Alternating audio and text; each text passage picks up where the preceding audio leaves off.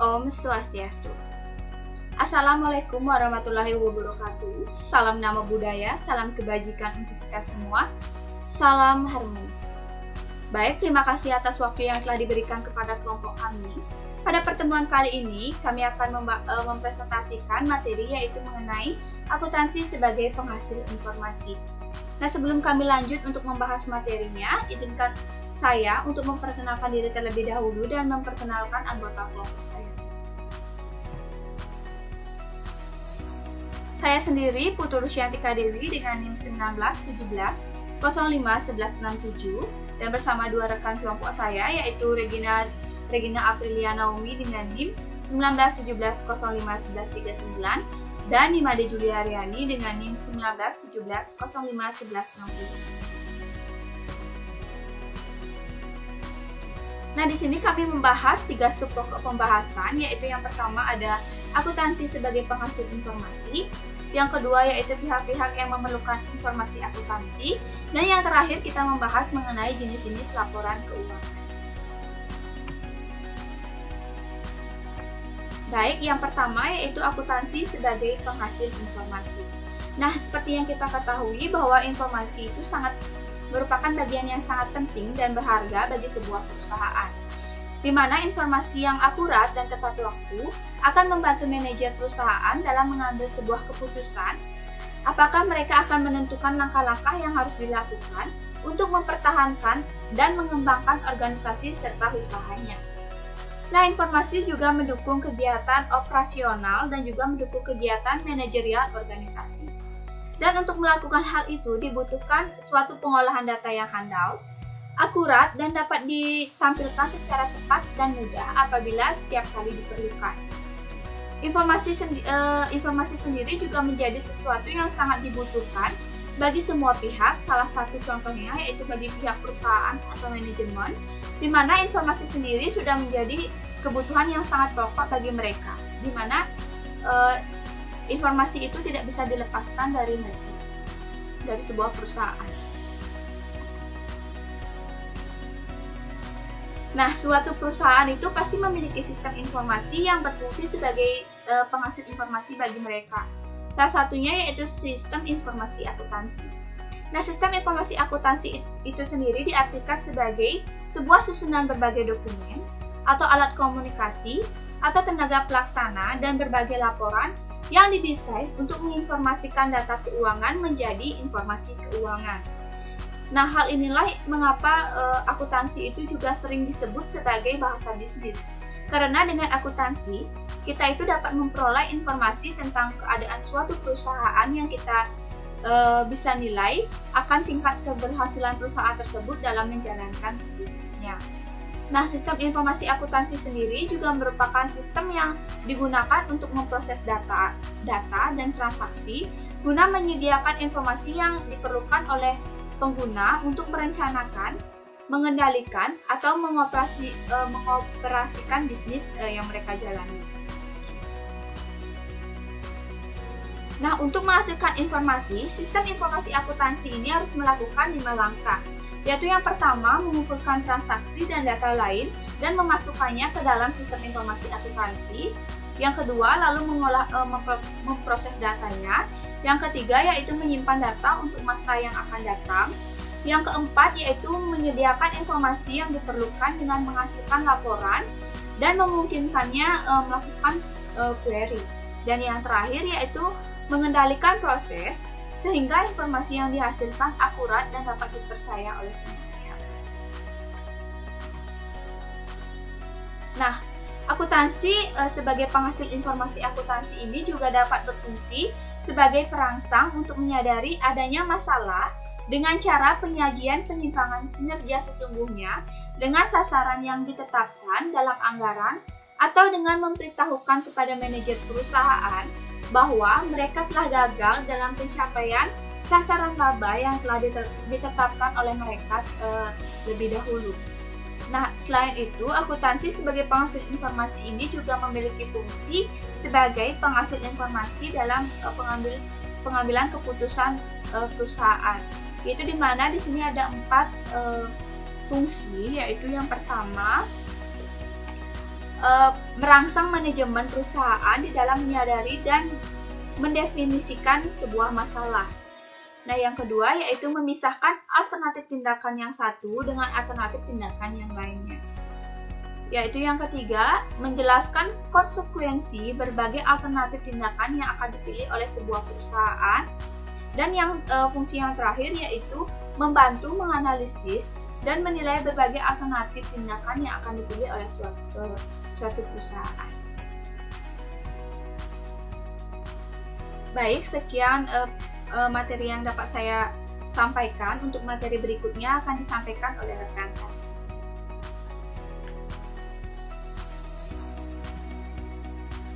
Perkenalkan, nama saya Regina Aprilia Naomi dengan NIM belakang 1139.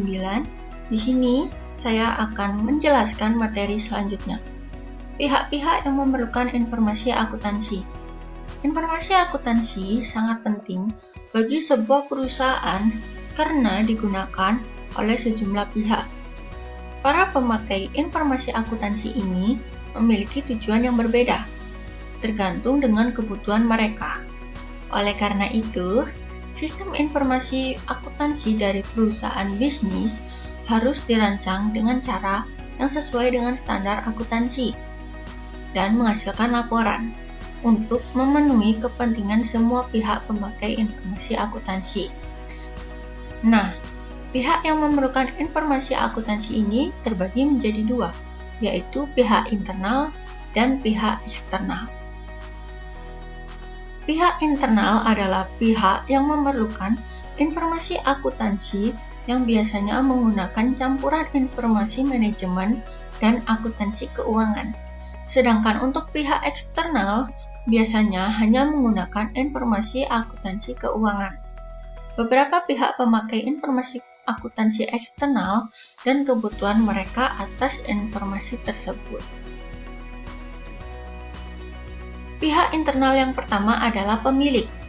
Pemilik utama perusahaan juga memiliki hak untuk menggunakan informasi akuntansi. Pemilik perusahaan akan menggunakan informasi akuntansi sebagai tools untuk menginvestasikan modal dalam memulai dan juga menjalankan bisnis agar sesuai dengan tujuan utama perusahaan. Mereka juga memerlukan informasi keuangan yang akurat untuk mengetahui hal apa saja yang sudah mereka peroleh atau mengalami kerugian dalam kurun waktu tertentu. Pihak internal yang kedua adalah manajemen. Setiap manajer dari tingkat tinggi hingga rendah membutuhkan informasi akuntansi yang cermat yang berkaitan dengan pihak pertanggungjawaban mereka. Contohnya, untuk menentukan harga pokok produk, manajer bidang produksi membutuhkan informasi akuntansi yang berhubungan dengan perhitungan biaya produksi. Pihak eksternal yang pertama adalah kreditor. Kreditor memerlukan informasi keuangan dikarenakan kreditor ingin mengetahui kemampuan atau kesehatan keuangan perusahaan. Nantinya, kreditor ini akan menilai perusahaan apakah dapat mengembalikan pinjaman atau tidak. Yang kedua adalah pemerintah. Pemerintah berhak mendapatkan informasi akuntansi untuk keperluan pemungutan penetapan pajak. Badan-badan pemerintahan membutuhkan informasi akuntansi untuk memastikan perusahaan yang bersangkutan menaati peraturan hukum maupun undang-undang yang sedang berlaku. Yang ketiga adalah investor. Investor adalah masyarakat yang mempunyai permodalan. Jika mereka ingin menginvestasikan modalnya, mereka membutuhkan informasi keuangan perusahaan untuk mengukur kemampuan profitabilitas perusahaan atau prospek perusahaan di masa depan. Selanjutnya ada konsumen. Partner bisnis perusahaan menggunakan informasi akuntansi dalam rangka evaluasi terhadap hubungan dagang atau usaha yang akan datang. Kemudian ada karyawan. Para karyawan yang tidak mempunyai peran langsung dalam manajemen inti perusahaan akan dianggap sebagai pemakai informasi akuntansi eksternal. Kemudian ada masyarakat. Masyarakat dapat mengetahui kontribusi perusahaan dalam perekonomian nasional, tren, dan juga perkembangan terakhir kesejahteraan perusahaan beserta rangkaian aktivitasnya. Yang ketujuh ada mitra bisnis. Setiap badan usaha pasti memiliki partner bisnis untuk menjalankan usahanya. Perusahaan lain bisa memutuskan untuk bekerja sama dengan melihat informasi akuntansinya. Selanjutnya ada lembaga keuangan.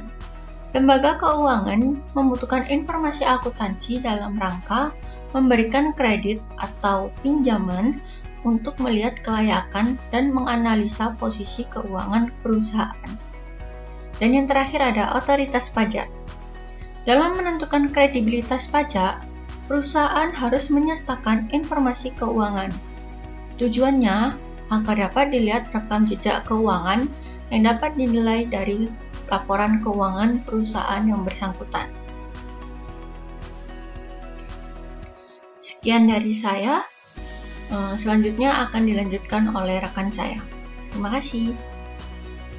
Perkenalkan, nama saya Nimadi Juliariani dengan NIM belakang 1160. Sini saya akan melanjutkan pemaparan materi selanjutnya, yaitu mengenai jenis-jenis laporan keuangan. Nah, laporan keuangan terdiri dari berbagai aspek yang mencangkup kondisi keuangan perusahaan secara keseluruhan. Secara umum, inilah beberapa jenis laporan keuangan yang perlu kita ketahui. Yang pertama, laporan laba rugi. Laporan laba rugi atau income statement merupakan laporan keuangan yang berisi kinerja keuangan suatu perusahaan. Tujuannya memberikan informasi terkait keuntungan atau kerugian serta pajak perusahaan dan bahan evaluasi manajemen. Sehingga laporan tersebut akan membantu perusahaan dalam mengambil sebuah keputusan. Isinya terdiri dari pendapatan, beban pajak, harga pokok produksi, serta laba atau rugi perusahaan. Laporan laba rugi ini terbagi kembali ke dalam dua jenis di antaranya. Yang pertama itu laporan laba rugi single step. Laporan ini sifatnya sederhana, di mana yang ditunjukkan adalah satu kategori pendapatan dan satu kategori pengeluaran. Yang kedua, laporan laba rugi multi step. Sedangkan pada laporan laba rugi multi step ini akan berisi lebih banyak informasi dibandingkan jenis laporan laba rugi single step. Karena dalam pembuatannya sendiri akan memecah pendapatan operasional dan biaya operasional serta pendapatan non-operasional dan biaya non-operasional. Yang kedua, itu laporan perubahan modal. Laporan ini dibuat setiap satu periode yang menggambarkan perubahan aktiva bersih, baik peningkatan maupun penurunan, sehingga terlihat penyebab dari perubahan modal awal yang terjadi selama operasional perusahaan berlangsung. Modal akan berkurang bila selama beroperasi, perusahaan mengalami kerugian dan akan bertambah bila menguntungkan. Maka laporan perubahan modal membutuhkan data berupa laporan laba rugi, modal awal serta prive, sehingga perolehan keseluruhan laba atau rugi bersih dan pengambilan dana dalam satu periode tercatat jelas pada laporan ini. Kemudian yang ketiga, laporan neraca. Laporan keuangan perusahaan berupa neraca atau balance sheet dibuat untuk mengetahui posisi dan informasi keuangan, sehingga memuat laporan yang lengkap dan rinci untuk memberikan informasi terkait modal perusahaan, aset, dan kewajiban. Untuk itu, harus ada keseimbangan antara aktiva sementara atau aset dengan pasiva yang berupa kewajiban dan modal. Sebagaimana pedoman persamaan akuntansi yang digunakan, yakni aset sama dengan kewajiban plus modal. Formatnya berupa rincian aset dari kas sampai akumulasi penyusutan serta kewajiban berupa hutang dan ekuitas seperti modal. Kemudian yang keempat, laporan arus kas. Informasi terkait keluar masuknya aliran kas perusahaan akan terangkum dalam laporan arus kas atau cash flow statement. Bentuk pertanggungjawaban kas ini berguna bagi perusahaan untuk memprediksi arus kas pada periode mendatang. Ada 3 aktivitas utama dalam laporan arus kas, yakni aktivitas operasi, aktivitas investasi, dan aktivitas pendanaan. Ketiga aktivitas tersebut terangkum dalam laporan arus kas masuk dan keluar selama periode tertentu. Aktivitas tersebut berupa kegiatan operasional, arus kas penjualan atau pembelian, dan penambahan modal perusahaan. Kemudian yang terakhir, terdapat catatan atas laporan keuangan. CALK hanya dibuat oleh perusahaan berskala besar atau go public karena bukan merupakan hal yang wajib. Tujuan dari laporan keuangan ini tidak lain untuk memperjelas seluruh jenis laporan terkait keuangan mulai dari awal sampai akhir. Meski bukan menjadi suatu hal yang wajib, catatan laporan keuangan ini dapat membantu memberikan penjelasan pada pihak-pihak yang membutuhkan, dan tentunya info yang dimuat merupakan data penting yang seringkali mengungkap masalah keuangan dalam sebuah perusahaan. Baik, cukup sekian pembahasan dari kelompok kami. Akhir kata kami ucapkan terima kasih.